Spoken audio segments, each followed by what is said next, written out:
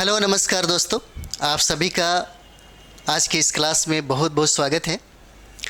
तो आज हम लोग देखेंगे वो हमारा है बिहार का संपूर्ण करंट अफेयर्स की बात आज हम लोग करने वाले हैं। अगर हम लोग बात करें इस करंट अफेयर्स का, तो अगर आप इस सेशन को, इस सीरीज़ को टोटल का टोटल देखते हैं तो बिहार के करंट अफेयर्स से एक भी सवाल आपको नहीं छूटने वाला है। अगर बीपीएससी के एग्ज़ाम में देखेंगे, चाहे बिहार के द्वारा जितना भी एग्ज़ाम होगा उसमें यहाँ से प्रश्न पूछने की प्रबल संभावना होगी और गारंटेड यहाँ से प्रश्न रहेगा। तो आइए हम लोग शुरुआत करते हैं। पहला प्रश्न हम लोग देखते हैं। देखिए, पहला प्रश्न कहता है कि जुलाई 2023 में भारतीय खाद्य सुरक्षा मानक प्राधिकरण ने कहता है कि बिहार के किस जिले को स्ट्रीट फूड हब के रूप में प्रमाणित किया है। तो आपका और डिस्ट्रिक्ट हो जाता है भागलपुर हो जाएगा। आंसर क्या हो जाता है? ए हो जाता है। भागलपुर को प्रमाणित किया गया है। देखिए, भागलपुर को हम लोग सिल्क सिटी के नाम से भी जानते हैं। अगर भागलपुर में देखेंगे तो भागलपुर में यहाँ पे गंगा मतलब समझिए कि जो डॉल्फिन अभयारण्य के रूप में भी जाना जाता है। अगला सवाल हम लोग देखेंगे तो प्रश्न बीपीएससी पूछता है कि बताइए कि बिहार में कौन सा ऐसा जिला है जहाँ पे गंगा की लंबाई सर्वाधिक है और दूसरा स्थान कौन आता है। तो पहला अगर सर्वाधिक लंबाई की बात करेंगे तो देखिएगा ये पटना का स्थान आता है और दूसरा अगर बात कर दिया जाए तो यही भागलपुर हो जाता है। ठीक है, सर्वाधिक लंबाई पटना के बाद गंगा का लंबाई कहाँ पे है? तो ये देखिए भागलपुर हो जाता है। भागलपुर में एक आम है जिसको जर्दालू आम बोलते हैं, उसे जीआई टैग मिला है। अगर बात हम लोग कर ले भागलपुर का तो देखिएगा इस भागलपुर को सिल्क सिटी के नाम से हम लोग जानते हैं। ठीक है, सिल्क सिटी के नाम से जानते हैं।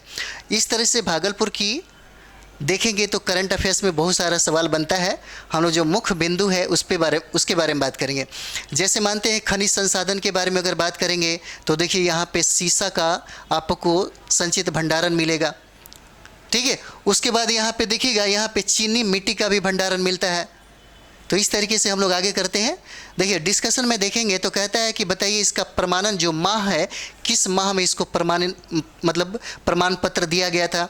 तो इसको याद रखिएगा, जुलाई 2023 में दिया गया। आखिर प्रमाणित किसने किया था? तो फसाई के द्वारा इसको प्रमाणित किया गया, जिसका नाम है भारतीय खाद्य सुरक्षा मानक प्राधिकरण ने। अगर जिला की बात कर दे तो जिला देख रहे हैं ये भागलपुर हो जाता है। ठीक है, अगला हम लोग इसी के डिस्कशन में देखते हैं। देखिए, कहता है कि आधार क्या हो जाता है? तो कचरे का निस्तारण करना है, इसका आधार साफ सफाई करना है, कुकिंग और नॉन कुकिंग एरिया का निर्धारण करना है, स्ट्रीट लाइट करना है आदि मानक के पूर्ण करने के आधार पर इसको ये प्रमाण पत्र मिला है। पूछा जाएगा कि इसका उद्देश्य क्या हो जाता है। तो देखिए, कहता है इसमें कि पर्यटकों को हाइजेनिक जो खाद्य है उसी की उपलब्धता पूरा करना इसका क्या हो जाता है? उपलब्ध कराना इसका क्या होता है? उद्देश्य हो जाता है। अगला सवाल देखिए जो बहुत इंपॉर्टेंट है आपके लिए।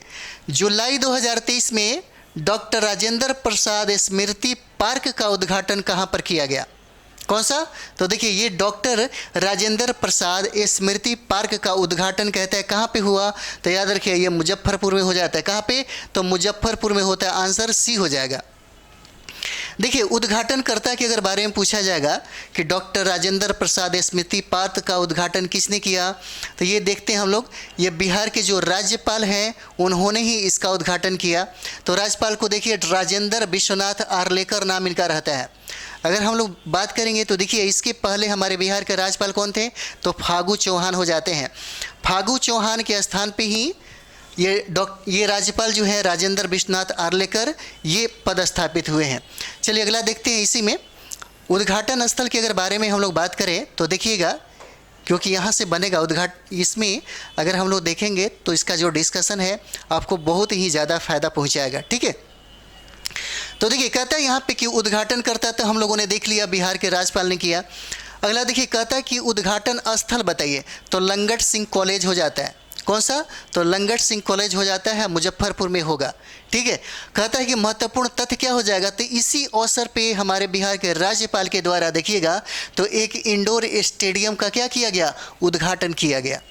ठीक है, इसी अवसर पे हमारे बिहार के राज्यपाल ने एक इंडोर स्टेडियम का क्या किया? उद्घाटन किया। याद रखिएगा। ठीक है, अगला जो सवाल है बहुत बीबीआई है आपके लिए। अगला सवाल बहुत ही बीबीआई है, याद रखिएगा। कहता है कि जून 2023 में कहता है जून 2023 में किस नदी पर निर्माणाधीन अगुवानी घाट सुल्तानगंज पुल ढह गया? ये पूछा जाएगा आपसे, ठीक है। पूछा जाएगा कि कौन सी कंपनी थी जो बना रही थी, ठीक है, और किस नदी पर है, इस नदी का उद्देश्य क्या था, पूछा जा सकता है, ठीक है। तो चलिए हम लोग इसको देखते हैं। इसका आंसर आपको क्या हो जाएगा? गंगा नदी पर ये बन रही थी। कहाँ पे? तो गंगा नदी पे। और ये देखिए अगुवानी घाट और सुल्तानगंज पुल क्या हुआ? ढह गया। अब यहाँ पे देखिए कहता है कि कब? तो 4 जून 2023 को है। पूछा जाएगा कि संबंधित नदी कौन हो जाता है? तो गंगा हो जाएगा। आगे हम लोग देखते हैं, गंगा हो जाता है, ठीक है। और देखिए जो सबसे इम्पोर्टेंट है, आपसे पूछा जा सकता है कि बताइए इस पुल का निर्माण करने वाला कंपनी कौन है? तो देखिएगा SP Singla construction private limited हो जाएगा। आप इसे याद करिए, ठीक है, याद रख लीजिएगा। कौन सा कंपनी था? तो SP Singla construction private limited के द्वारा इस पुल का निर्माण किया जा रहा था, ठीक है। देखिए इसमें और भी देख लेते हैं, आपके लिए बहुत इंपॉर्टेंट है। पूछा जाएगा आपसे कि निर्माणाधीन इस पुल की लंबाई कितना है? तो पुल की लंबाई अगर देखेंगे आप तो 3.16 किलोमीटर हो जाता है। 3.16 किलोमीटर हो जाएगा इस पुल की लंबाई। लंबाई भी कभी कभी बीपीएससी के द्वारा क्या किया जाता है? पूछा जाता है, ठीक है। कहता है कि लंबाई बताइए कितना हो जाएगा? तो 3.16 किलोमीटर हो जाएगा। पूछा जा सकता है कि इस पुल के निर्माण में कितने रुपए खर्चा हुए? तो याद रखिएगा 1710.12 करोड़ रुपए का खर्च हुआ, ठीक है। और देखिए ये छठा पुल हो जाता है आपके लिए। छठा पुल का निर्माण हो रहा था गंगा नदी पर, ठीक है, जो दक्षिण बिहार और उत्तरी बिहार को क्या करने का काम किया? जोड़ने का काम कर रहा था, ठीक है। देखिए उत्तरी बिहार और दक्षिणी बिहार से जोड़ने के लिए गंगा पर यह छठा पुल था, ठीक है। चलिए अगला हम लोग सवाल देखते हैं, बहुत इंपॉर्टेंट है आपके लिए, बहुत ही वीवीआई है ये सवाल, पूछा जा सकता है। कहता है कि विश्व के सबसे बड़े रामायण मंदिर का निर्माण कहाँ किया जा रहा है? ठीक है, ये सवाल है कि विश्व के सबसे बड़े रामायण मंदिर का निर्माण कहाँ किया जा रहा है? तो ये आंसर आपका क्या हो जाएगा? पूर्वी चंपारण में हो जाएगा। आंसर क्या होगा? पूर्वी चंपारण होगा, ठीक है। इसके कुछ डिस्कशन हम लोग देखते हैं। कहता है कि इसका शुभारंभ कब किया गया था? तिथि बताइए। तो कभी कभी बीपीएससी के द्वारा आपको डेट भी पूछा जाता है। तो कब हो जाएगा? 20 जून 2023 हो जाता है। कब होता है? तो 20 जून 2023 हो जाएगा। कभी कभी क्या होता है कि डिस्ट्रिक्ट ना पूछ करके जहाँ पे इसका निर्माण किया जा रहा है उस जगह के बारे में पूछ ले। तो याद रखिएगा ये कैथवालिया बहुआरा गांव हो जाता है, पूर्वी चंपारण जिला में है। पूछा जा सकता है कि इसका शिलान्यास किसने किया था? तो शिलान्यास हम लोग देखेंगे, अगला देखते हैं हम लोग। शिलान्यास देखिए, कहता है यहाँ पे कि आचार्य किशोर कुणाल ने किया था और ये सचिव रहता है महावीर मंदिर ट्रस्ट का। पटना जो महावीर मंदिर है उसी ट्रस्ट का सचिव है आचार्य किशोर कुणाल। अगला देखते हैं, न्यायमूर्ति एस.एन. झा हैं, ये राजस्थान उच्च न्यायालय के पूर्व मुख्य न्यायाधीश हैं। ये लोग क्या करते हैं? शिलान्यास करते हैं। अगर हम लोग लागत की बात कर दें कि इस मंदिर का निर्माण में कितने करोड़ रुपए का खर्चा हुआ, तो देखिएगा 500 करोड़ रुपए का खर्च हुआ। कितने? तो 500 करोड़ रुपए का खर्च होता है।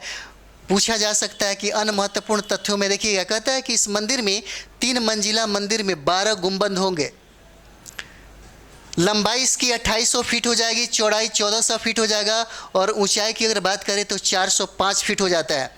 अगला कहता है कि हाल ही में महावीर मंदिर ट्रस्ट ने बिहार के वैशाली, ये बहुत इंपॉर्टेंट है, याद रखिएगा। पूछा जा सकता है कि रामायण विश्वविद्यालय को कहाँ पे स्थापित किया गया? तो ये हो जाता है आपको वैशाली में। वैशाली में रामायण विश्वविद्यालय की स्थापना किया गया, ठीक है। और किसने? तो महावीर मंदिर ट्रस्ट ने किया है। और ये पटना का महावीर मंदिर ट्रस्ट है, इसी ने किया है। किसका? तो वैशाली में किसका किया? तो विश्व के पहला रामायण विश्वविद्यालय जो है उसी का निर्माण किया, ठीक है। तो चलिए अगला हम लोग देखते हैं। अगला प्रश्न देखिएगा, ये सब इंपॉर्टेंट है, बिहार में बीपीएससी में पूछा जा सकता है। अगला सवाल देखिए, कहता है यहाँ पे कि मई 2023 में बिहार राज्य में कहाँ पर नए सिविल एनक्लेव के निर्माण के लिए भारतीय विमानपत्तन प्राधिकरण और बिहार सरकार के मध्य एमओयू को स्वीकृति दिया गया है? तो कहाँ पे दिया गया है? तो आंसर इसका बी हो जाता है। कहाँ पे? पूर्णिया और दरभंगा हो जाता है। कहाँ पे? पूर्णिया और दरभंगा हो जाएगा, ठीक है। तो देखिए यहाँ पे कुछ डिस्कशन हम लोग देख लेते हैं। बिहार राज्य में सिविल एनक्लेव के निर्माण की स्वीकृति दिया गया, पूर्णिया और दरभंगा हो जाता है।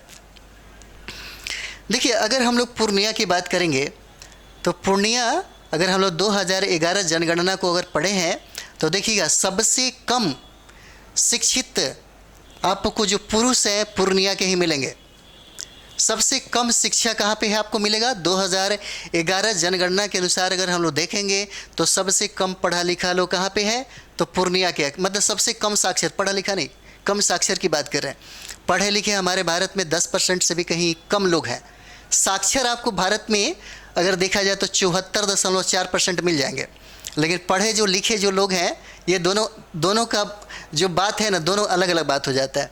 तो क्या हो जाता है, साक्षरता की अगर बात करेंगे तो सबसे कम साक्षरता आपको बिहार के पूर्णिया में मिलेगा।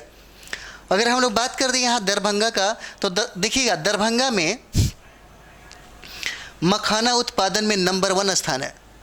किसका? तो दरभंगा में देखेंगे।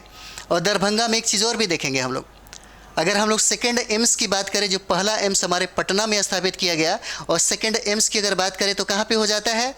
ये आपको दरभंगा हो जाएगा। और दरभंगा में देखेंगे यहाँ पे कि यहाँ पे सबसे ज़्यादा मखाना का उत्पादन होता है।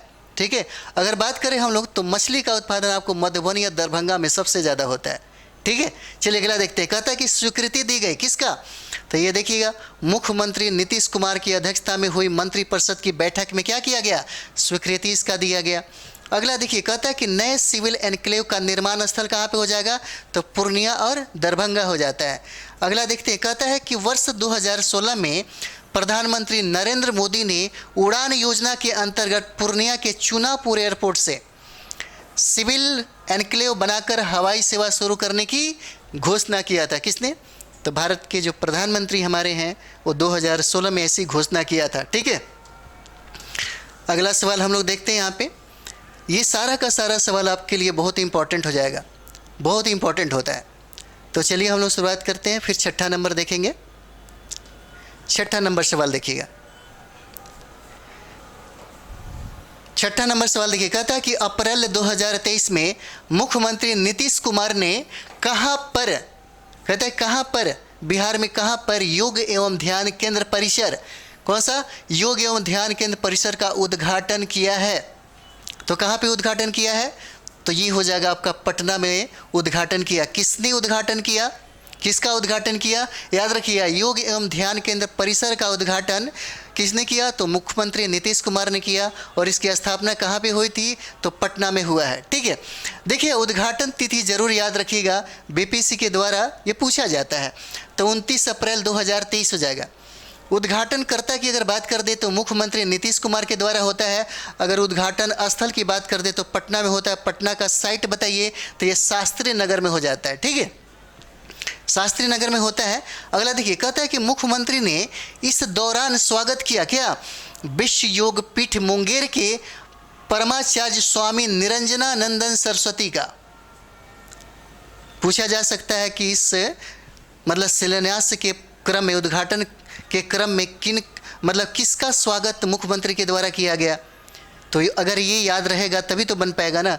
तो उस समय देखिएगा विश्व योग पीठ के जो मुंगेर के रहने वाले हैं, मुंगेर के, तो परमाचार्य स्वामी निरंजनानंदन नंद सरस्वती का उन्होंने क्या किया? स्वागत किया। अगला देखिए, कहता है कि नवनिर्मित योग एवं ध्यान केंद्र के परिचालन हेतु MOU पर हस्ताक्षर किसने किया? तो भवन निर्माण विभाग एवं बिहार योग विद्यालय मुंगेर के बीच में क्या हुआ? हस्ताक्षर हुआ। ठीक है, अगला देखिएगा, अगला सवाल देखिएगा। देखिए अप्रैल 2023 में बहुत इंपॉर्टेंट है ये वाला सवाल, बहुत इंपॉर्टेंट हो जाता है, याद रखिएगा। ठीक है, बहुत इंपॉर्टेंट है। करंट अफेयर्स अगर आप देख रहे हैं तो करंट अफेयर्स बिहार से बहुत सारे प्रश्न पूछे जाते हैं। यहीं से कम 14-15 प्रश्न आराम से कभी कभी पूछे जाते हैं। कभी कभी देखेंगे कि बिहार करंट अफेयर्स की वैल्यू आपके बीपीएससी के एग्ज़ाम में बहुत ज़्यादा हो जाती है। अभी के समय में देखेंगे, अगर अभी के संदर्भ में देखेंगे तो बहुत ज़्यादा है। हम इसके बाद आपको जितना भी सवाल पूछा गया है, 68वीं बीपीएससी, 67वीं बीपीएससी, अभी बिहार हेडमास्टर का एग्ज़ाम हुआ, आपको AAO का एग्ज़ाम हुआ, बहुत सारा जो एग्ज़ाम हुआ है उसका सारा का सारा करंट अफेयर्स हम आपको एक रिविज़न के तौर पर कराने वाले हैं। ठीक है, तो चलिए हम लोग देखते हैं अप्रैल 2023 में बिहार कैबिनेट ने किस जिले में दूसरा एम्स की मंजूरी प्रदान कर दी है। तो दूसरा एम्स कहाँ बनाया जाएगा, तो ये हो जाएगा आपका, कहाँ पे हो जाएगा, दरभंगा हो जाता है। और पहला कहाँ बना, तो पटना में हो जाता है। तो इसका आंसर क्या हो जाएगा, दरभंगा हो जाएगा, आंसर सी हो जाता है। देखिए बिहार के दूसरे एम्स की मंजूरी दे दिया गया। तो मंजूरी माह का समय देखिए ये 2023 में दिया गया, कब, तो अप्रैल 2023 में। देखिए मंजूरी किसने दिया, तो बिहार कैबिनेट ने मंजूरी दिया। अगर बात करते हैं हमको निर्माण स्थल कहाँ पे हो जाएगा, तो दरभंगा हो जाता है जिला। और आवंटित बजट में रुपए कितने खर्च हो जाएंगे, तो 309 करोड़ रुपए का आवंटन किया गया है। ठीक है, देखिए कहता है कि विदित है कि दरभंगा में बनने वाला एम्स बिहार का दूसरा होगा, जबकि पहला पटना में है। ठीक है, चलिए अगला देखते हैं हम लोग। अगला सवाल देखिए, अगला सवाल बहुत इंपॉर्टेंट है आपके लिए। कहता है कि फरवरी 2023 में मुख्यमंत्री नीतीश कुमार ने बिहार के पहले वानिकी महाविद्यालय का उद्घाटन कहाँ पर किया। ये तो ऐसे संभावना बन रहा है, इसका निश्चित तौर पे आप याद ही कर लीजिएगा इसको। ठीक है, पूछा जाएगा कि वानिकी महाविद्यालय विश्वविद्यालय का स्थापना कहाँ पे किया गया, उद्घाटन कहाँ पे किया गया, तो याद रखिए आपका मुंगेर हो जाएगा। कहाँ पे, तो ये डिस्ट्रिक्ट हो जाता है आपका, मुंगेर हो जाएगा, याद रखिएगा। ठीक है, राज्य का पहला हो जाता है और देश का दूसरा होता है, याद रखिएगा। राज्य का पहला हो जाएगा वानिकी विश्वविद्यालय जो आपको मुंगेर में बनेगा, और देश का दूसरा हो जाता है। ठीक है, चलिए अगला देखते हैं। कहा जा रहा है कि उद्घाटन तिथि बताइए, कब है इसका उद्घाटन तिथि। तो याद रखिएगा 7 फरवरी 2023 है उसका उद्घाटन तिथि। उद्घाटन तिथि से प्रश्न पूछे जाते हैं और पूछा जा सकता है कि इस महाविद्यालय का उद्घाटन किसने किया, तो बिहार के जो मुख्यमंत्री हैं नीतीश कुमार, इन्हीं के द्वारा किया गया। कहाँ खोला गया, तो मुंगेर में खोला गया। कहता है कि लागत इसमें कितना लगा, कितने रुपए का खर्चा हुआ, तो 232 करोड़ रुपए का खर्चा हुआ, याद रखिएगा। कहाँ पे, तो मुंगेर हो जाता है। ठीक है, अगला सवाल हम लोग देखते हैं। अगला सवाल देखिएगा, देखिए इसमें कुछ महत्वपूर्ण तथ्यों को हम लोग देख लेते हैं। देखिए यह बिहार का पहला जबकि देश का दूसरा वानिकी महाविद्यालय है। ठीक है, देखिए कहता है कि यह वानिकी कॉलेज बिहार कृषि विश्वविद्यालय यानी कि भागलपुर सबौर के अधीन होगा। और आपके लिए बहुत इंपॉर्टेंट है, अगर पूछा जाए कि वानिकी जो महाविद्यालय है किसके अधीन होगा, तो सबौर के अधीन हो जाता है। बिहार कृषि विश्वविद्यालय जो भागलपुर सबौर में है, इसी के अधीन, इसी के अंतर्गत यह विश्वविद्यालय होगा। कहता है कि भारत का पहला वानिकी विश्वविद्यालय forest college and research institute नाम से तेलंगाना के हैदराबाद में खोला गया है, जो बहुत ही वीवीआई है। ठीक है, मैंने कहा था ये वानिकी जो विश्वविद्यालय है बिहार का पहला और देश का, मतलब ये आपका बिहार का पहला, देश का दूसरा हो जाएगा। तो दिमाग में ये भी चलता होगा कि पहला कौन है, तो याद रखिएगा तेलंगाना के हैदराबाद में इसको खोला गया। ठीक है, चलिए अगला देखते हैं हम लोग। अगला देखिएगा, अगला सवाल देखिएगा, 9 नंबर सवाल देखिएगा। कहता है यहाँ पे कि सवाल कहता है कि जनवरी 2023 में, कहता है कि जनवरी 2023 में बिहार के किस जिले में, कहता है कि बिहार के किस जिले में Dalai Lama Centre for Tibetan and Indian Ancient Wisdom का शिलान्यास किया गया। और आपके लिए इंपॉर्टेंट है, बहुत इंपॉर्टेंट हो जाता है ये वाला। ठीक है, एक बार और देखिए। कहता है कि बिहार के किस जिले में Dalai Lama Centre for Tibetan and Indian Ancient Wisdom का शिलान्यास किया गया है, तो याद रखिए ये बोध गया हो जाता है। ठीक है, जहाँ पे गौतम बुद्ध को ज्ञान की प्राप्ति हुई थी। Dalai Lama Centre for Tibetan and Indian Ancient Wisdom का शिलान्यास किया गया, याद रखिएगा। पूछा जा सकता है कि शिलान्यास किसने किया था, तो ये हो जाते हैं केंद्रीय कानून एवं न्याय मंत्री हैं जिनका नाम है किरेन रिजिजू नाम हो जाता है। इन्होंने ही क्या किया था, इसका उद्घाटन किया था। इसलिए बहुत इंपॉर्टेंट है, इसे याद रखिएगा। उद्घाटनकर्ता पूछा जा सकता, अक्सर लोग लगा देंगे नीतीश कुमार को लेकर के। ठीक है, तो स्थल की बात कर दे तो बोध गया हो जाता है बिहार में। और देखिए इसका उद्देश्य की अगर बात करें तो प्राचीन भारतीय विचार और ज्ञान के अध्ययन को बढ़ावा देना, ये कितनी अच्छी बात है, बहुत वीवीआई हो जाता है। ठीक है, गौतम बुद्ध का जो भी हो, जो भी लोग काम करता है ज्ञान के लिए ही होता है, समाज में समृद्धि के लिए होता है, समाज और देश में विकास के लिए होता है। बुद्ध का जो विचार है, बुद्ध की जो बातें और बुद्ध से जुड़े हुए जो लोग हैं सिर्फ कल्याण के ही बारे में सोचते हैं, संपूर्ण जगत में कल्याण हो, यही बात है। ठीक है। और देखिए, प्राचीन भारतीय विचार और ज्ञान के अध्ययन को बढ़ावा देना इसका उद्देश्य है। ठीक है। अगर विशेष की बात करें तो इस अवसर पर तिब्बती धर्म गुरु दलाई लामा भी उपस्थित थे। ठीक है। चलिए अगला हम लोग देखते हैं, अगला सवाल देखते हैं हम लोग। 10 नंबर सवाल देखिएगा, और 10 नंबर सवाल ये हो जाता है, कहता है कि जनवरी 2023 में मुख्यमंत्री नीतीश कुमार ने समाधान यात्रा कहाँ से प्रारंभ किया? तो याद रखिएगा, समाधान यात्रा की अगर बात हो और बिहार के नीतीश कुमार मुख्यमंत्री के द्वारा, तो इसे याद रखिएगा किसकी, कहाँ पे?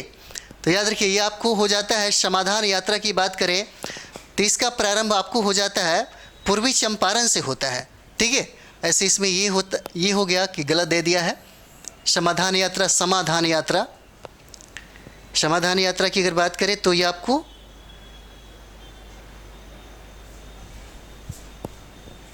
पश्चिमी चंपारण लिखा हुआ है। खैर एक बात इसको कर लेंगे।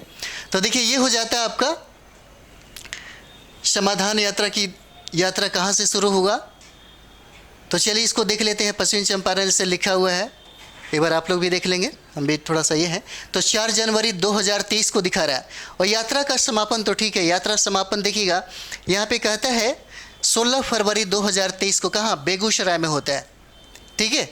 देखिए, कहता है कि अपनी इस समाधान यात्रा के दौरान मुख्यमंत्री ने 44 दिनों में 38 जिलों का दौरा किया। ठीक है। अगला देखिए, कहता है कि इस यात्रा के दौरान मुख्यमंत्री ने लोगों को विकास योजनाओं की सौगात देने के साथ ही लोगों की राय जानने के लिए जनता से सीधे संवाद किया। ठीक है। तो ये बहुत इंपॉर्टेंट आपके लिए हो जाता है। अगला इसमें देखेंगे हम लोग, 11 नंबर सवाल देखिएगा। 11 नंबर सवाल देखिए, कहता है कि दिसंबर 2022 में, कहता है दिसंबर 2022 में केंद्रीय प्रदूषण नियंत्रण बोर्ड द्वारा जारी आंकड़ों के अनुसार देश का सर्वाधिक प्रदूषित शहर कौन हो जाता है?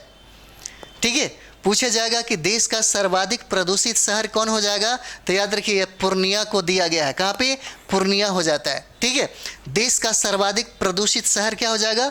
पूर्णिया हो जाएगा। और यह आंकड़ा जारी तिथि अगर देखेंगे तो 14 दिसंबर 2022 का हो जाएगा।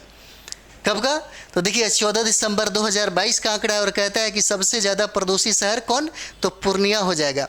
और आंकड़ा कौन जारी करता है? तो केंद्रीय प्रदूषण नियंत्रण बोर्ड के द्वारा होता है, और इसी ने ये बताया कि देश का सबसे प्रदूषित शहर कौन? तो पूर्णिया। ठीक है। देखिए, देश के शीर्ष 5 प्रदूषित शहरों में अगर बात करेंगे तो पूर्णिया नंबर 1 है, उसके बाद दरभंगा आता है दूसरा, बेतिया होगा, बेगूसराय हो जाता है, कटिहार हो जाता है। और देश के शीर्ष 5 प्रदूषित शहर है तो बिहार के, देखिए अगला सवाल देखते हैं हम लोग, इसी में हम लोग देखेंगे। ठीक है। तो बिहार की ये आपके आ जाते हैं कौन सा? तो पूर्णिया हो जाएगा। ठीक है। अगला देखिएगा 12 नंबर सवाल है। 12 नंबर सवाल देखिए, बहुत इंपॉर्टेंट ये भी हो जाएगा आपके लिए। कहता है कि नवंबर 2023 में किस राज्य ने अपने हर जिले में भूकंप क्लिनिक खोलने की घोषणा किया है? ठीक है। देखिए, कहता है कि 2023 में किस राज्य ने अपने हर जिले में भूकंप क्लिनिक खोलने की घोषणा किया है? तो इसका आंसर आपका बिहार हो जाएगा। कौन सा हो जाता है? तो बिहार हो जाएगा, याद रखिएगा। इसका घोषणा अगर देखा जाए तो नवंबर 2022 में किया गया है। ठीक है। इसका घोषणा कब किया गया? तो नवंबर 2022 में किया जाता है। और उद्देश्य की अगर बात कर दे तो भूकंप से होने वाली जान माल के नुकसान एवं बचाव हेतु लोगों को जागरूक करना है, यही इसका उद्देश्य हो जाता है। अगर हम लोग महत्वपूर्ण तथ्य में देखेंगे तो कहता है कि इस पहल के तहत अब तक राज्य की राजधानी पटना, कहाँ? तो पटना, मुजफ्फरपुर और भागलपुर में ये क्लिनिक खुल चुके हैं। ठीक है। अगला कहता है कि भूकंप क्लिनिक में राष्ट्रीय आपदा प्रबंधन बल की टीमें लोगों को इस खतरे से आगाह करती है तथा इसके लिए मॉक ड्रिल का आयोजन भी करती है। ठीक है। अगला देखिएगा, कहता है यहाँ पे, अगला देखिएगा, इसी में कहता है कि भूकंप आने के समय कैसे अपना बचाव करें, इसकी प्री ट्रेनिंग भूकंप क्लिनिक में दी जाएगी। ठीक है। तो अगला हम लोग प्रश्न देखते हैं जो बहुत ही ज़्यादा इंपॉर्टेंट है आपके लिए। कहता है कि अक्टूबर 2022 में किस राज्य ने अपने सभी जिलों में, कहता है अपने सभी जिलों में 50-50 बेड के बालिका रक्षा गृह खोलने का फैसला किया है? तो क्या हो जाएगा? तो ये देखेंगे ये बिहार के द्वारा होता है। यह आपका घोषणा किसके द्वारा होता है? तो देखिए ये फैसला जो लिया जाता है बिहार सरकार के द्वारा लिया जाता है। प्रत्येक जिले में बालिका रक्षा गृह स्थापित करने का निर्णय किसके द्वारा? तो बिहार के द्वारा। तो ये देखिएगा ये घोषणा आपको अक्टूबर 2022 में किया गया। पूछा जाएगा कि कौन सा राज्य है घोषणा, तो देखिएगा ये राज्य बिहार में हो जाता है। घोषणा करता देखिए कहता है यहाँ पे कि बिहार राज्य का समाज कल्याण विभाग के द्वारा इसका घोषणा किया गया। ठीक है। नए रक्षा गृह में एक साथ 50 लड़कियों के रहने की व्यवस्था की जाएगी। इसका प्रावधान क्या है? तो नए रक्षा गृह में एक साथ 50 लड़कियों के रहने की व्यवस्था किया जाएगा। अगला सवाल देखते हैं हम लोग। 14 नंबर सवाल देखिएगा। 14 नंबर सवाल देखिएगा, बहुत इंपॉर्टेंट है आपके लिए। कहता है अक्टूबर 2022 में भारत के केंद्रीय गृह मंत्री ने बिहार के किस जिले में, कहाँ पे? तो देखिए बिहार के किस जिले में जयप्रकाश नारायण की 14 फीट ऊंची प्रतिमा का अनावरण किया गया है? इसे याद रखिएगा कौन हो जाता है? तो ये सारण जिला में होता है। कहाँ पे? सारण जिला हो जाता है। याद रखिएगा जयप्रकाश नारायण की प्रतिमा का अनावरण पूछा जा सकता है किस जिला में? तो सारण जिला हो जाएगा। ठीक है।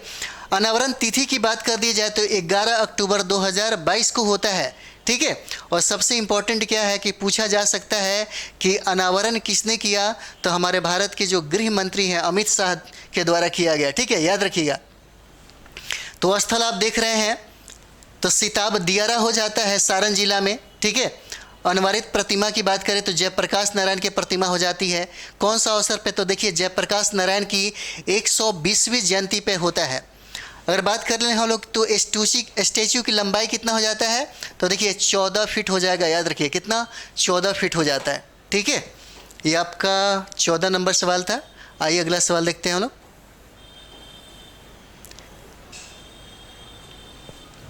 अगला सवाल है हम लोग का 15 नंबर देखेंगे।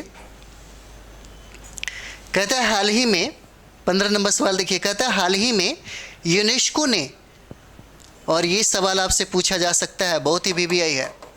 ठीक है। ये सवाल जो है बहुत ही वीवीआई है, आपसे पूछा जा सकता है। ठीक है। ऐसे भी 67 में ये सवाल पूछा गया है। ठीक है।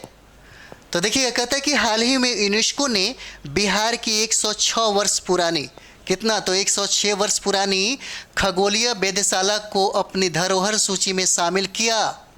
ठीक है। यह खगोलीय वेधशाला बिहार के किस जिले में स्थित है? तो किस जिले में हो जाता है? तो ये आपका हो जाता है मुजफ्फरपुर में। और मुजफ्फरपुर में एक कॉलेज है लंगट सिंह कॉलेज, उसी में इसे स्थापित किया गया। चलिए हम लोग डिस्कशन में देख लेते हैं। तो 106 वर्ष पुरानी खगोलीय वेधशाला यूनेस्को की धरोहर सूची में क्या हुआ? शामिल हुआ। कहाँ पे है? बिहार के किस जिले में? तो मुजफ्फरपुर हो जाएगा। तो देखिए शामिल कब हुआ? तो अगस्त 2022 में इसको शामिल किया गया। यूनेस्को की धरोहर सूची में अगर बात करें तो कब शामिल हुआ? तो अगस्त 2022 में किया गया। देखिए वेधशाला स्थित कहता है कहाँ पे? तो लंगट सिंह कॉलेज मुजफ्फरपुर में। ठीक है। शामिल की गई यूनेस्को की धरोहर सूची में, बहुत बड़ी बात है। देखिए वेधशाला की स्थापना किया गया कब? 1916 में किया गया था। याद रखिएगा कब किया गया था? तो 1916 में किया गया था। याद रखिएगा। अगला सवाल हम लोग देखते हैं। अगला सवाल देखिए कहता है कि हाल ही में बिहार सरकार द्वारा किस बांध के किनारे रामवृक्ष बेनीपुरी के स्मारक निर्माण के प्रस्ताव को मंजूरी दिया गया? ठीक है। सवाल देखिए एक बार, कहता है कि बिहार सरकार द्वारा किस बांध के किनारे, कहता है किस बांध के किनारे? तो रामवृक्ष बेनीपुरी के स्मारक निर्माण के प्रस्ताव को मंजूरी दिया गया। तो आंसर देखिएगा ये बागमती बांध हो जाता है। कौन सा? तो बागमती बांध हो जाता है। अब देखिए कहता है रामवृक्ष बेनीपुरी के स्मारक निर्माण प्रस्ताव को मंजूरी की बात करें तो यहाँ पे देखिएगा ये मंजूरी आपको बिहार सरकार ने दिया। ठीक है। तो देखिए बागमती बांध के किनारे, और ये देखिए ये मुजफ्फरपुर में होता है। कहाँ पे? मुजफ्फरपुर में। और बात यहाँ पे करें कि रामवृक्ष बेनीपुरी का जन्म स्थल कहाँ है? तो ये आपके बिहार के मुजफ्फरपुर में है। ठीक है। कुछ महत्वपूर्ण तथ्यों पे हम लोग बात करते हैं। देखिए रामवृक्ष बेनीपुरी मुजफ्फरपुर समाजवादी आंदोलन के जनक और स्वतंत्रता सेनानी व प्रख्यात क्या थे? लेखक थे। ठीक है। क्या थे ये? तो प्रख्यात लेखक हो जाते हैं। ठीक है। कुछ और भी तथ्यों पे बात करेंगे, यहाँ से सवाल पूछे जाते हैं। अब देखिए, अब यहाँ पे कहता है कि बागमती नदी नेपाल में हिमालय की महाभारत श्रेणी से निकलती है तथा भारत में बिहार के सीतामढ़ी जिले से क्या करती है, प्रवेश करती है। ठीक है, नेक्स्ट हम लोग सवाल देखते हैं जो बहुत ही ज़्यादा इम्पोर्टेंट है, आपके लिए पूछने की प्रबल संभावना बन रही है। हम जितना भी आपको कराने जा रहे हैं बहुत इंपॉर्टेंट है, और बहुत इंपॉर्टेंट ये वाला जो सेशन है पूरे बिहार का, संपूर्ण बिहार का करंट अफेयर्स जहाँ से भी पूछिए यहीं से पूछेगा, एकदम गारंटेड। तो बिहार का दूसरा चिड़ियाघर अगर पूछिए तो पहला चिड़ियाघर तो हम लोग देख ही रहे हैं, पटना में है। अगर बात करें हम लोग तो कहाँ बनाया जाएगा दूसरा चिड़ियाघर, तो ये बहुत इंपॉर्टेंट हो जाता है। कहाँ पे, तो अररिया हो जाएगा। बिहार का दूसरा चिड़ियाघर किस जिले में बनाया जाएगा, तो याद रखिए ये अररिया जिला हो जाता है। कहाँ पे, अररिया जिला, याद रखिएगा। देखिए अररिया के रानीगंज में बनेगा बिहार का दूसरा चिड़ियाघर।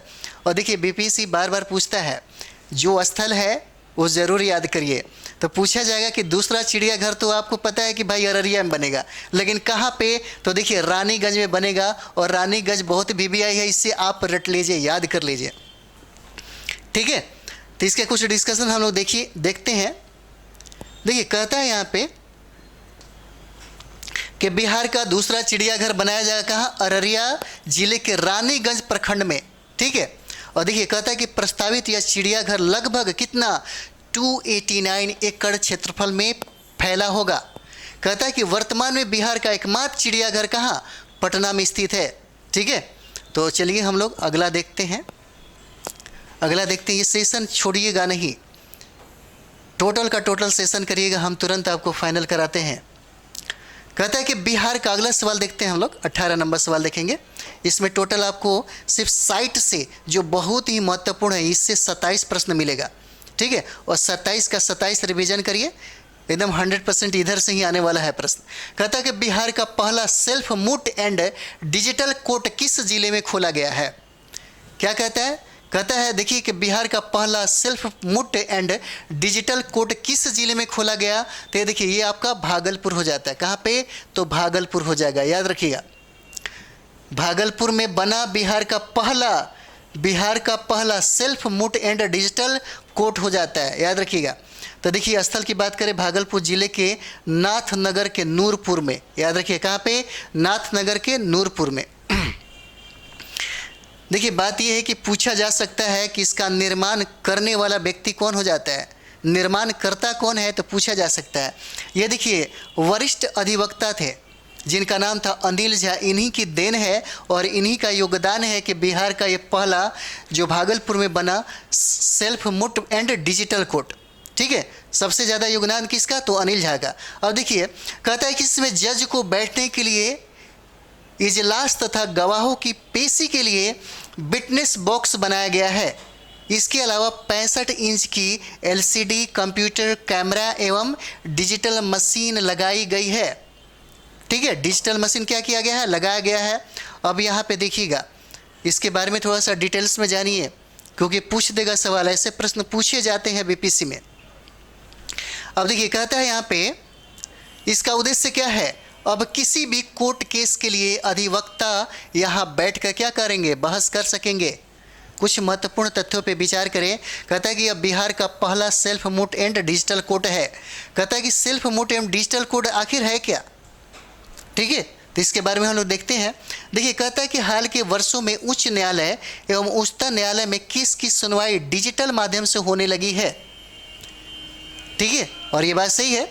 अगर हम लोग सुप्रीम कोर्ट की बात करें और हाई कोर्ट की बात करें तो वहाँ पे देखिएगा अब सुनवाई आपको डिजिटल माध्यम से होने लगी है।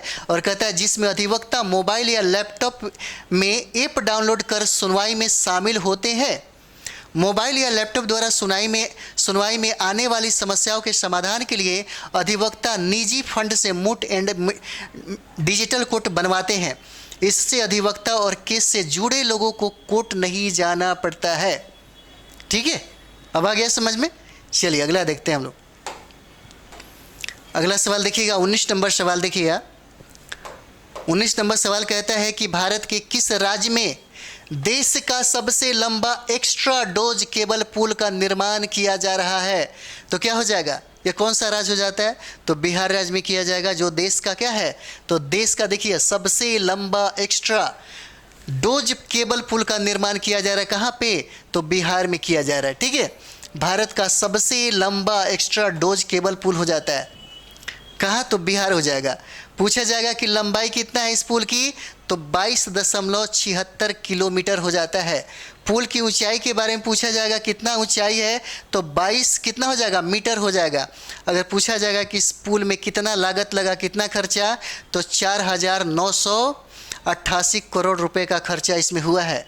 अवस्थिति की बात करें तो गंगा नदी पर है यह पुल का। पटना छोर से NH जो 30 देख रहे हैं सबलपुर में, तो वैशाली छोर से NH 103 पर चक सिकंदरा में है, याद रखिएगा। ठीक है, कुछ और महत्वपूर्ण तथ्यों को हम लोग देखेंगे। कहता है यहाँ पे कुछ महत्वपूर्ण, तो इसमें पुल की लंबाई देखिए 9.76 किलोमीटर, वह पुल के दोनों तरफ अप्रोच रोड की लंबाई 13 किलोमीटर हो जाता है। इस पुल के तैयार होने से दक्षिण बिहार और पड़ोसी राज्य जो है झारखंड की तरफ से आने जाने वाले वाहनों को पटना शहर आने की ज़रूरत नहीं होगी डायरेक्ट। ठीक है, अब चलिए हम लोग देखते हैं अगला सवाल देखते हैं हम लोग। अगला देखिएगा, अगला सवाल हम लोग का है 20 नंबर। कहता है कि हाल ही में बिहार के किस शहर से काठमांडू के लिए रेल सेवा को प्रारंभ करने की घोषणा की गई है? ठीक है, कहता है हाल ही में बिहार के किस शहर से काठमांडू के लिए रेल सेवा को प्रारंभ करने की घोषणा किया गया है? कहाँ से? तो ये हो जाएगा आपको रक्सौल। और रक्सौल कहाँ पे है? तो देखिए आप पूर्वी चंपारण में हो जाएगा। कहाँ पे? ये रक्सौल से हुआ, आंसर डी हो जाएगा। कहाँ पे? तो देखिए रक्सौल से काठमांडू के लिए तो पूछा जा सकता है, रक्सौल कहाँ पे? तो पूर्वी चंपारण में। ठीक है, और काठमांडू की बात अगर देखा जाए तो आपको नेपाल का ये राजधानी हो जाता है। अगर रक्सौल से काठमांडू के बीच की अगर दूरी कर दिया जाए तो 243 किलोमीटर हो जाएगा। कितना? 243 किलोमीटर हो जाएगा। लगने वाला अगर समय की बात कर देंगे तो 3 घंटा का समय लगता है। ठीक है, अगर कुल लागत की बात करेंगे तो याद रखिएगा 26,022.57 करोड़ रुपए इसमें खर्च होंगे। ठीक है, अधिकतम स्पीड की अगर बात करेंगे तो 120 किलोमीटर प्रति घंटा हो जाता है। 120 किलोमीटर प्रति घंटा। कुछ और महत्वपूर्ण बिंदुओं पे हम लोग बात करते हैं। देखिए कहता है कि दोनों गंतव्य स्थलों के बीच, किसका? काठमांडू और रक्सौल के बीच, कहता है कि 46 किलोमीटर की सुरंगों का निर्माण किया जाएगा। कहता है इससे भारत और नेपाल के बीच क्या होगा? द्विपक्षीय व्यापार को बढ़ावा मिलेगा। इस परियोजना का काम 5 वर्षों में पूरा कर लिया जाएगा। ठीक है, तो ये फैक्ट हो गया। अगला सवाल देखिए, बहुत इंपॉर्टेंट है आपके लिए। कहता है कि बिहार में वर्ष 2023-24 के लिए घोषित नई परियोजनाओं के अंतर्गत डेंगराही घाट पुल का निर्माण किस नदी पर प्रस्तावित है? तो याद रखिए ये कोसी नदी पर है। और याद रखिएगा कौन सा पुल? तो डेंगराही घाट पुल। ठीक है, कौन सा? तो डेंगराही घाट पुल जो है कहाँ पे बनाई जा रही है? तो कोसी नदी पे, याद रखिएगा। आंसर क्या हो जाएगा? बी हो जाता है। तो वर्ष 2023-24 के लिए बिहार में घोषित नई परियोजना, देखिए अगर घोषणाकर्ता की बात करें तो देखिए अब बिहार के राजस्व, भूमि सुधार और गन्ना उद्योग मंत्री कौन होते हैं? आलोक मेहता हो जाते हैं। इसने क्या किया था? घोषणा किया था, आलोक मेहता हो जाते हैं। तो चलिए और देखते हैं हम लोग फैक्ट के बारे में। देखिए यहाँ पे कहता है कि घोषित नई परियोजना में देखेंगे सहरसा जिले में कोसी नदी पर कितना? तो 2.8 किलोमीटर लंबे डेंगराही घाट पुल का निर्माण किया जाएगा।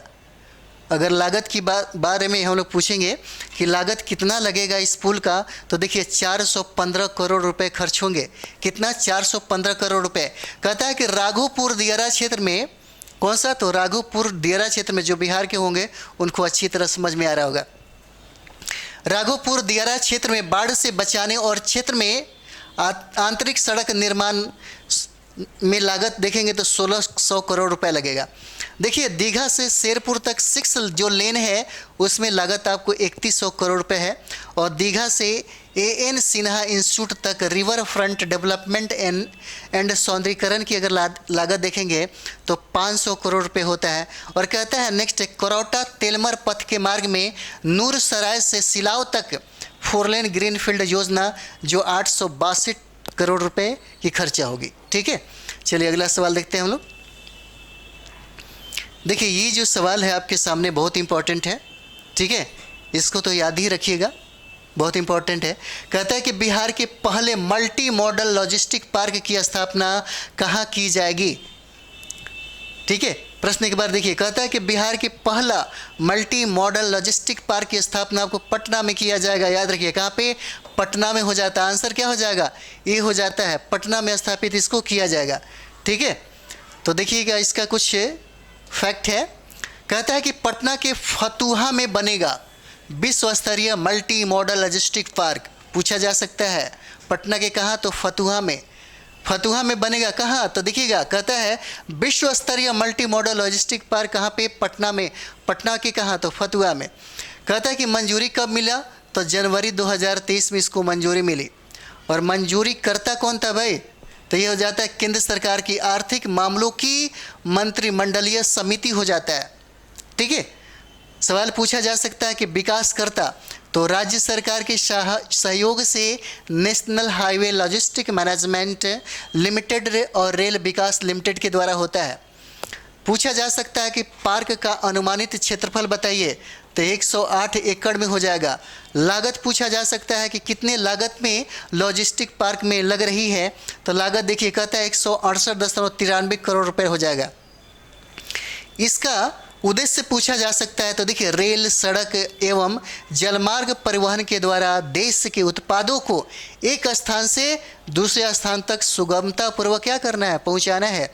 उद्देश्य पूछा जा सकता है सवाल, इसलिए ये भी आई है। कुछ अन्य महत्वपूर्ण तथ्यों पर विचार करते हैं। देखिए कहता है कि उद्योग विभाग से मिली जानकारी के अनुसार केंद्र सरकार की आर्थिक मामलों की मंत्रिमंडलीय समिति ने देश भर में 35 स्थानों पर मल्टी मॉडल लॉजिस्टिक पार्क के विकास को मंजूरी दी है। कितने स्थानों पे, याद रखिएगा 35। कितना हो जाता है, 35। इन पार्कों की स्थापना भारत सरकार की भारतमाला परियोजना के अंतर्गत किया जा रहा है। अब आपको इसमें हम बताते हैं कहाँ से सवाल पूछा जा सकता है, जो बहुत इंपॉर्टेंट है आपके लिए। पूछा जा सकता है कि जो लॉजिस्टिक पार्क खुलने वाले हैं, इसकी स्थापना जो हो रही है पटना के फतुहा में, किसके अंतर्गत होगा, तो देखिएगा ये कौन हो जाता है, भारतमाला परियोजना के अंतर्गत होगा। इसे याद रखिएगा, भारतमाला परियोजना के अंतर्गत, और यहीं आपसे VBI है। कहता है इस मल्टी मॉडल लॉजिस्टिक पार्क में विश्व स्तरीय सुविधाओं से सुसज्जित आगत निर्गत केंद्र की स्थापना किया जाएगा।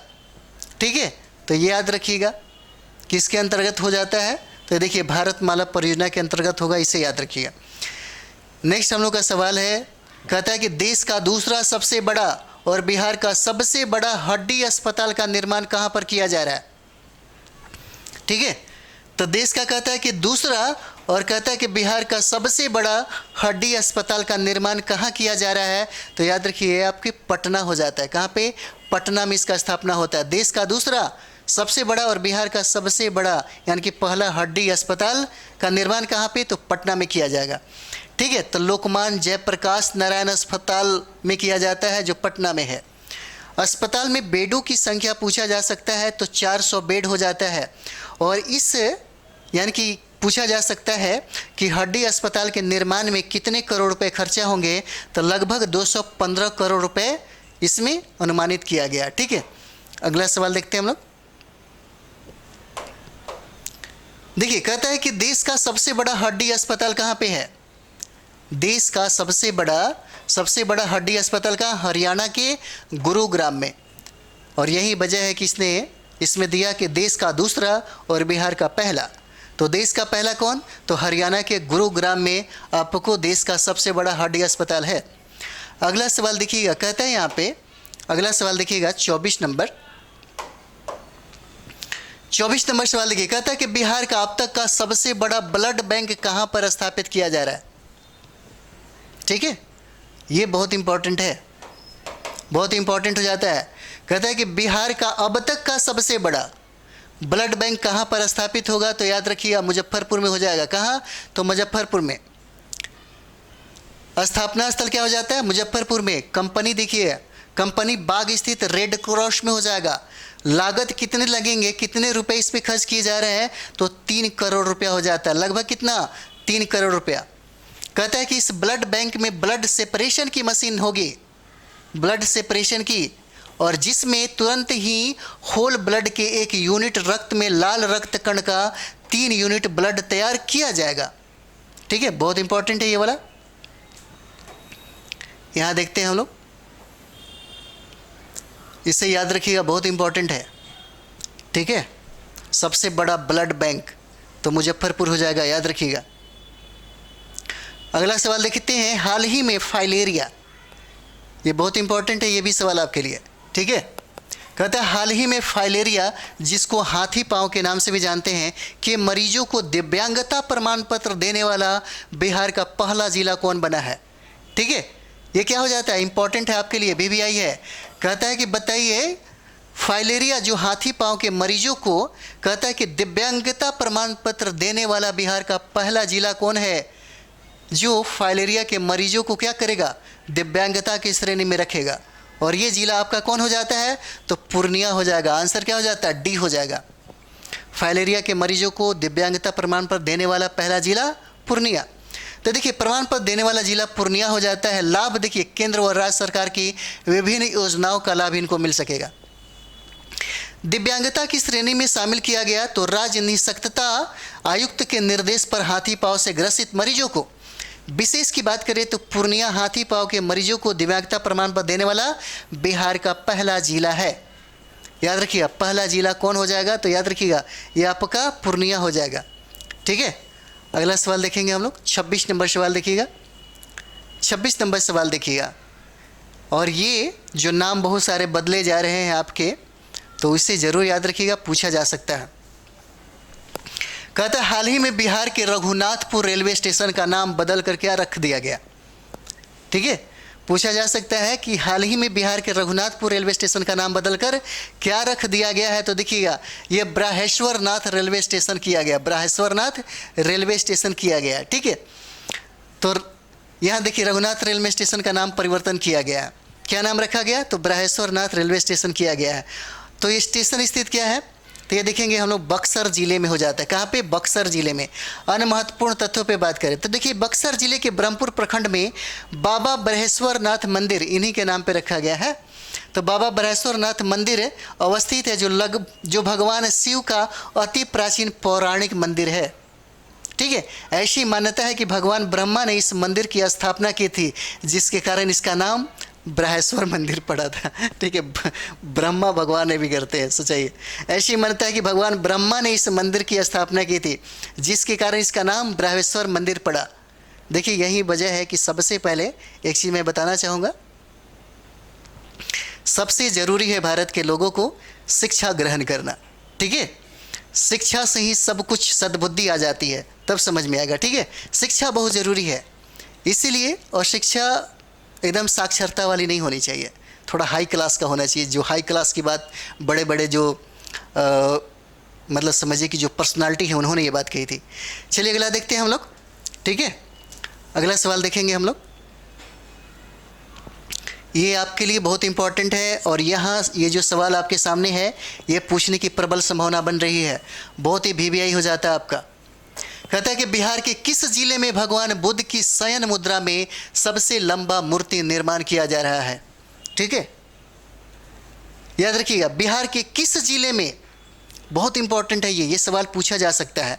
कहता है कि बिहार के किस जिले में भगवान बुद्ध की शयन मुद्रा में सबसे लंबी मूर्ति का निर्माण किया जा रहा है। तो क्या हो जाएगा, ये गया हो जाएगा। आंसर क्या हो जाता है, बी हो जाएगा, गया।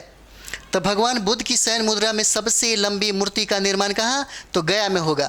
तो देखिए, निर्माणकर्ता की बात करें तो बुद्ध इंटरनेशनल वेलफेयर मिशन के द्वारा किया गया। कहाँ पे, तो देखिए ये गया में हो जाता है। मूर्तिकार को याद रखिएगा। ठीक है, ये मूर्तिकार देखिएगा मिंटू पॉल हो जाते हैं, कोलकाता के मशहूर मूर्तिकार हैं, मिंटू पॉल नाम रहता है। मूर्ति की लंबाई की अगर बात करेंगे तो देखिएगा, इसकी लंबाई हो जाता है, आपको थोड़ा आगे बढ़ा लिया जाए, देखिए मूर्ति की लंबाई देखिएगा तो 100 फीट हो जाती है। याद रखिएगा कितना, तो मूर्ति की लंबाई 100 फीट हो जाएगा, और ऊंचाई देखिए 30 फीट हो जाता है, और चौड़ाई कितना, 24 फीट हो जाता है। और निर्माण सामग्री की बात करें तो फाइबर ग्लास इसको बनाया जाता है।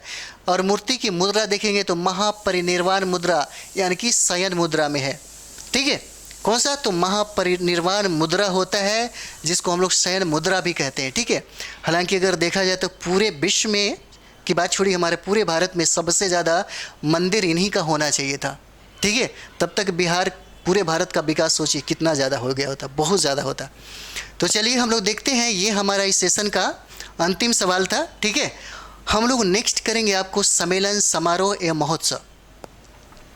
तो प्रत्येक सेशन को अगर हम लोग कंप्लीट करेंगे तो 69 बीपीएससी से अगर देखेंगे तो जो भी बिहार से प्रश्न आएगा निश्चित तौर पे आप बना के आएंगे। ठीक है, और थोड़ा एक्स्ट्रा भी हम आपको डिस्कशन कराएंगे ताकि बिहार से प्रश्न ना छूटे आपके। ठीक है, तो चलिए इस सेशन के लिए आप ज़्यादा से ज़्यादा सब्सक्राइब, लाइक और बात करें तो अपने दोस्तों में ज़्यादा से ज़्यादा शेयर करें इसे। ठीक है, ताकि आपके साथ साथ आपके दोस्त और आपके साथी जो संगी हैं उनको इसका फ़ायदा मिल सके, ताकि 69 बीपीएससी में कम से कम इसको बेहतर फ़ायदा लोगों को मिलना चाहिए। तो चलिए हम लोग नेक्स्ट वीडियो में मिलते हैं। आप लोग अच्छे से रिवाइज करें और एकदम बढ़िया से पढ़ाई करें, टाइम बिल्कुल नहीं है। थैंक यू वेरी मच आप सभी लोगों को।